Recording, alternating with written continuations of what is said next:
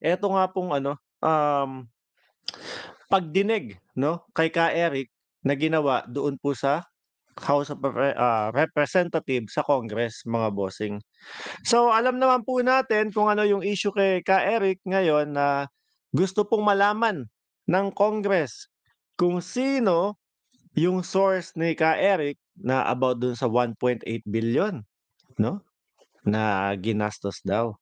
So ngayon panoorin po natin mga kababayan, makikita po natin, kung ano yung mga violation na sinasabi nila, kung bakit at ano ang dahilan kung bakit si Ka Eric ay kinontempt nila. Cite for contempt. O mga bossing, Chief Amo sir, eto po. Thank you very much, Mr. Chair.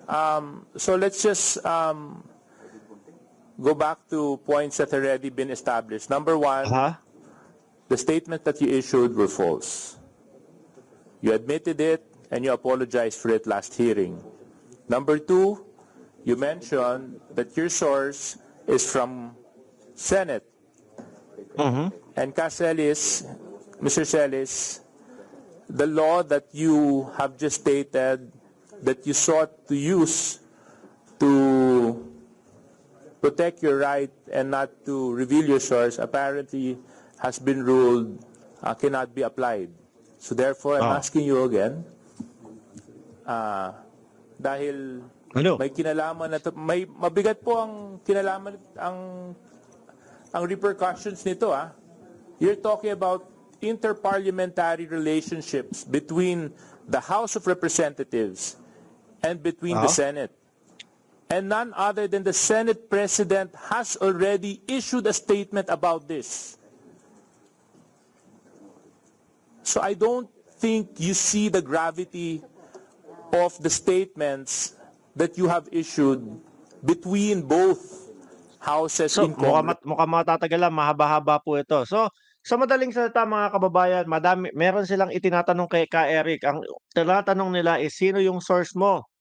Pero si Ka Eric matigas po mga boss, Chief Amo sir, talagang hindi ano yan, hindi yan matitinag ano. Kumbaga parang para sa akin po yung ginawa ni Ka Eric na hindi agad niya nilalantad o hindi sinasabi yung kanyang source, kailangan pa din po niyang protektahan, yung kumbaga kung saan nanggagaling yung mga source nilang ganyan, mga kababayan, 'di ba? Sabi ni Valentina Telan, "Look who's talking." So, ako nalulungkot po ako doon sa desisyon 'no, ng Congress dun sa pag-contempt sa kanya mga kababayan. Unang-una po, nakita naman po natin ang pakikibaka ni Ka Eric laban po diyaan sa mga taga-bundok na 'yan. Yung tinatawag natin na taga-bundok, alam niyo na po yung may tatlong letra, may N, may P, at may A. 'Di ba po, talagang gustong gibahin nila 'yan. Kasi alam nila, si Ka Eric isa 'no, na nasa loob ng, grupo na 'yun dati at alam nila kung ano yung karumal-dumal na ginagawang mga krimen nitong mga tao na 'to. Kaya nagising si Ka Eric at talagang, "Oh, hindi puwede 'to. Kailangan kong pigilan 'to dahil ang mga kababayan natin ang kinakawawa." Ano? So, 'yun yung unang-una. And sabi ko nga sa inyo, hindi ako agree dun sa pag-contempt sa kanya, Tuloy natin 'to. Now, Mr. Celis, for the last time, please identify your source. Mr. Chairman, may I be allowed to answer? Mr. Chair, this is the fourth time I asked Mr. Celis this question. And every time I asked him his question, Ika nga mga kababayan, 'di ba? Sa salitang kanto, magkapit-pitan man tayo ng bayag, 'no? Hindi ko ilalabas, 'no? Magkapit-pitan man tayo ng itlog, mananatiling, poprotektahan at poprotektahan yung source niya. Sino kaya yung source na yun ano? Sabi ni Ma'am Leticia Cavigat, "I support Ka Eric and Lorraine Badoy." Yang dalawa po na yan mga boss, Sabi ko nga sa team natin, eh, talagang, hangang-hanga ako, 'no? Talagang nakikita natin kung sino talaga yung gusto nilang protektahan, which is tayo po, mga kapwa Pilipino nila. Yung talagang paglaban sa NTF, LCAC, super duper mga bossing. Paglaban sa NTF, LCAC, yung paglaban po doon sa mga rebelde. Ako, kung tatanungin niyo po ako about doon sa peace talk, hindi din po ako sang-ayon, eh. Kumbaga kailangan burahin na talaga mga kababayan. Kailangan talagang, tapusin na din po talaga sila. Dahil nagiging parang ang cycle, eh, paulit-ulit na lang, peace talk, tapos, magiging okey, tapos hindi ulit, tapos biglang merong mga bombahan, tapos gano'n. Parang nonsense. Kailangan kagaya nung sa, Israel at versus Hamas. Para sa akin, eh, talagang kumbaga gano'n na din ang gawin diyan, ubusin na. Ayaw niyong tumigil, 'di ba? Ubusin na kayo. And balik nga po tayo dito, ayaw talagang ibigay yung source. Ng introduction, wala pa rin yung sagot. Pwede po ba this time, pag pinagbigyan natin siya magsalita, sabihin niya na po yung pangalan? Kasi kung mag-introduction lang kayo, tapos i-cite nyo na naman, dinisalaw ko na. Sinasabi ko na hindi yung namin kayang tanggapin yung Sotolo.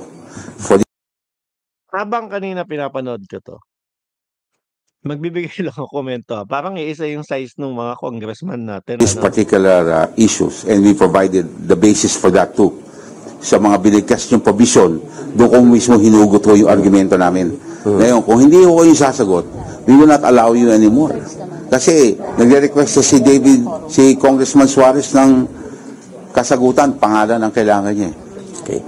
Mr. Chairman, may I Magbibigay ba kayo mo ng pangalan o hindi? may I request that I be allowed to confer with my legal counsel, please? Oh, they're right beside you. They can confirm. May I request for at least Yes. a 1-minute conference with them? Please. Okay. 1 minute.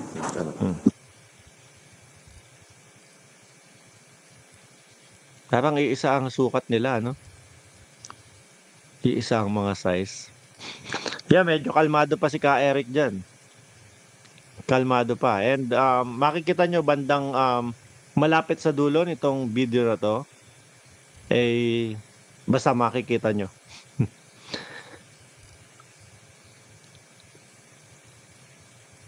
I-pass forward It seems ayaw niya pa rin po, Mr. Chair. Mr. Chair, it is very clear that Mr. Celis does not want to answer the question to reveal the source, whether in this inquiry or in executive session. So therefore, Mr. Chair, under Section 11, the power to contempt, letter E, grounds for contempt is for a resource person refusal to answer any relevant inquiry.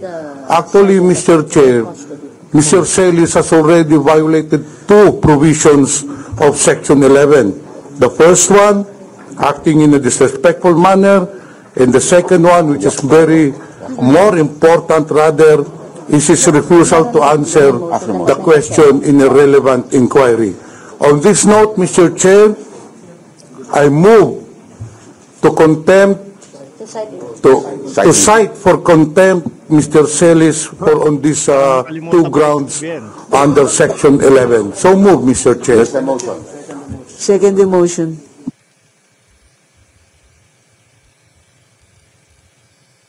Isa pang nakikita ko dito, mga boss, Chief Amo, sir.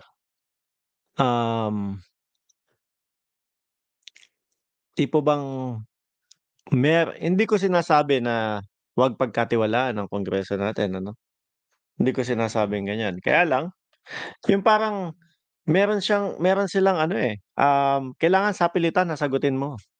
'Di ba? 'Pag hindi mo sinagot, hindi ka lalabas diyan. 'Pag hindi mo sinagot, hangga't hindi ka nagsasalita kung sino 'yon, nasa loob ka lang niyan. Kasi umabot sila sa punto na ilang araw, 'no, mananatili si Ka Eric dun sa loob. Ilang araw siyang dapat nandun. So yung iba sinasabi 10 days yung maximum, and after that, islabas na si Ka Eric, sumagot o hindi. Pero umabot sila sa punto na hangga't hindi sumasagot si Ka Eric, mga kababayan, stay lang siya doon sa oblo, no?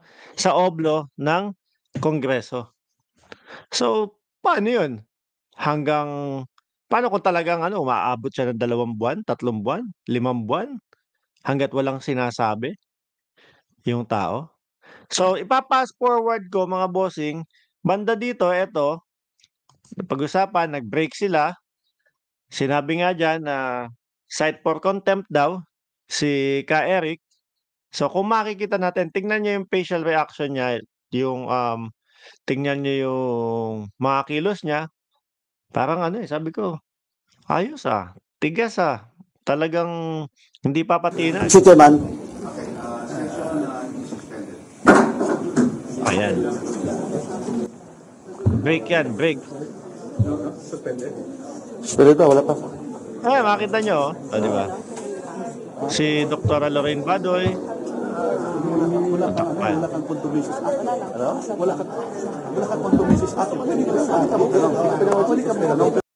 Di ba?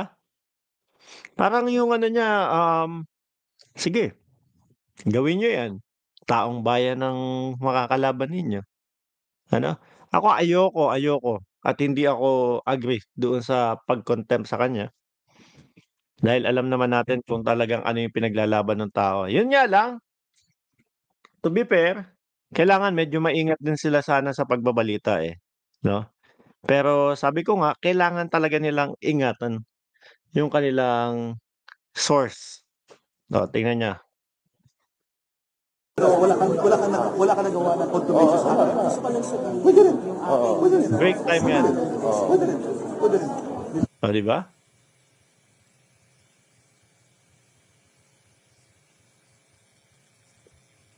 Sinasabi siya bakit walang naka-off. So fast forward natin, babasahan na yan.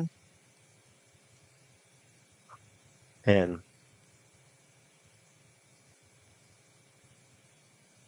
Babasahan na po yan.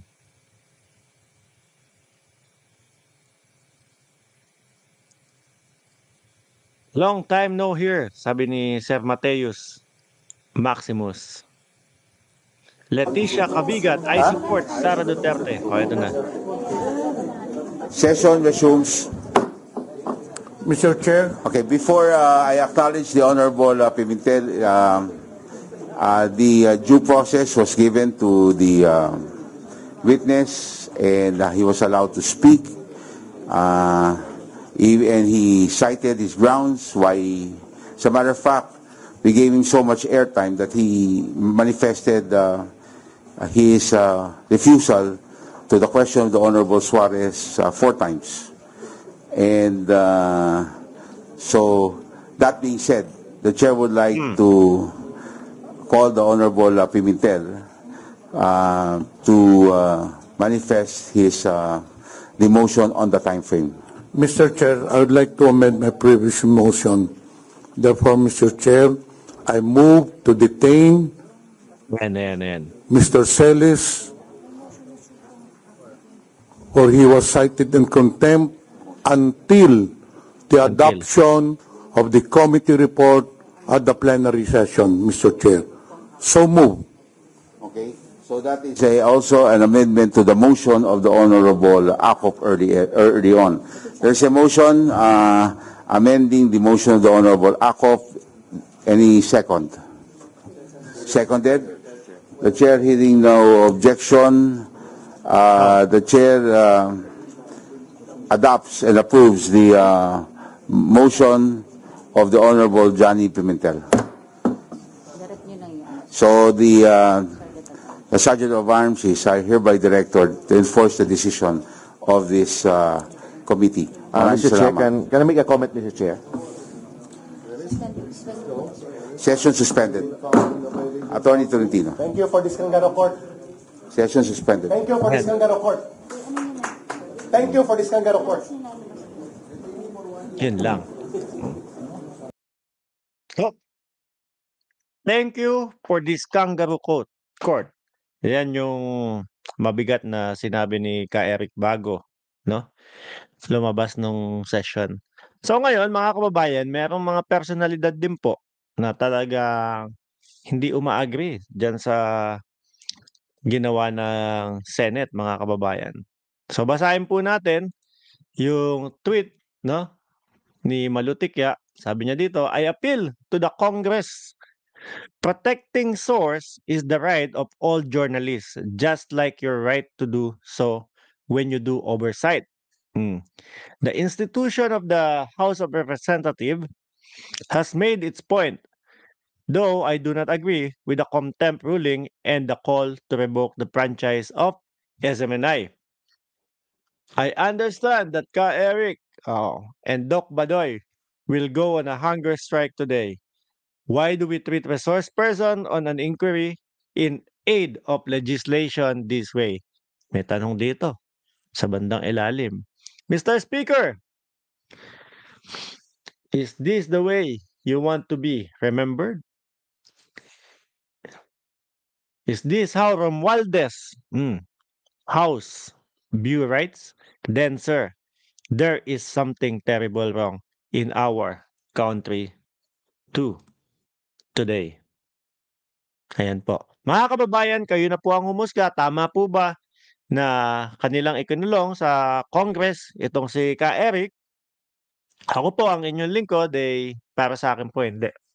No? Sabi nga nila, no, hindi sa Congress i-interpret ang batas. Pero iiwanan ko po sa inyo yan, mga kababayan, kung ano po ang